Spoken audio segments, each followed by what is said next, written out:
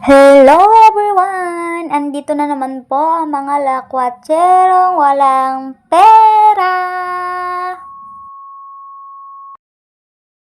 So, yun everyone! So, kinagabihan pa lang talaga, nagplano na kami mag-rides papuntang Monte Maria, Batangas.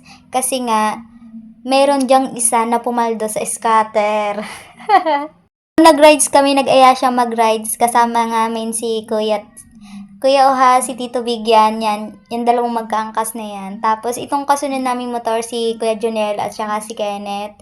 Tapos, yung isang motor, yan, siya yung nanalo sa scatter, si Kuya Permis yung naka-yellow. Tapos, yung isa, si Arvin at saka si Del Rosario magkaangkas.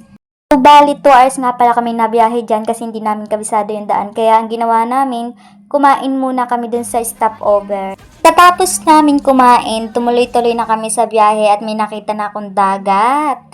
Hindi ko alam kung saan to papunta, tong bandan to.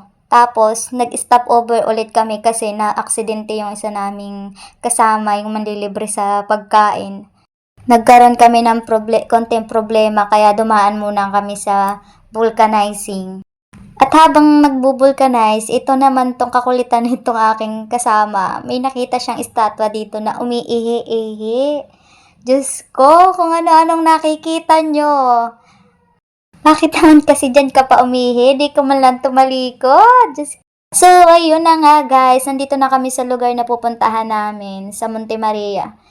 Dito yung may walking glass. O, ayan si Bakla. O, i-aura mo. I-model mo lahat. Tapos yung naka-white na jacket, yun yung crush niya. Charot. Hindi.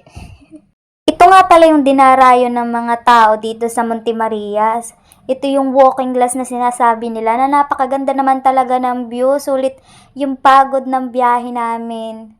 Na kahit gaano kalayo, pagdating mo dito sa place na to, sobrang ganda nung view na makikita mo as in. At isa pa sa kagandahan dito guys, wala ditong entrance. Yung motor lang, 20 pesos.